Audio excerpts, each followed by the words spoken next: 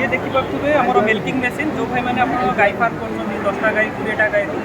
ये type machine आप use करेंगे। ये 10टा गाई देखिए ट्रॉली सिस्टम मिल्किंग मेसीन प्रति गाई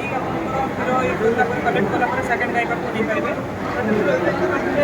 फुली ऑटोमेटिक आप पाइपलाइन द्वारा हम गोटे 25टा गाई पाइपलाइन द्वारा आप कलेक्ट करेंगे। मिल्किंग चेन देखिए सहित ये देखिए चाप कटर आउ यहाँ आपंकर जो बाछुरी छुआ को क्षीर पाइबा किसी असुविधा होता है डेथ कर क्षीर पाइबा बहुत सारा आप फार्मिंग इक्विपमेंट ऑल इक्विपमेंट देखिए ये गोटे ऑटोमेटिक ड्रिंकर अच्छी आप टाइप ड्रिंकर भी यूज करेंगे गाई मानक ये देखिए ऑटोमेटिक ड्रिंकर गाई मानक पानी पीवा बहुत सुविधा हो। आउ गाई मानकर जो प्रेगनेंट टेस्ट करने आपड़ी गाई मैंने प्रेगनेंट अच्छा कि नहीं गोटे दिन पर आप जानीपारे ऑल इक्विपमेंट फार्मिंग रिलेटेड आम गुड फार्मिंग होगा डेयरी फार्मिंग होगा ऑल इक्विपमेंट आप अवेलेबल अच्छी जो भाई मैंने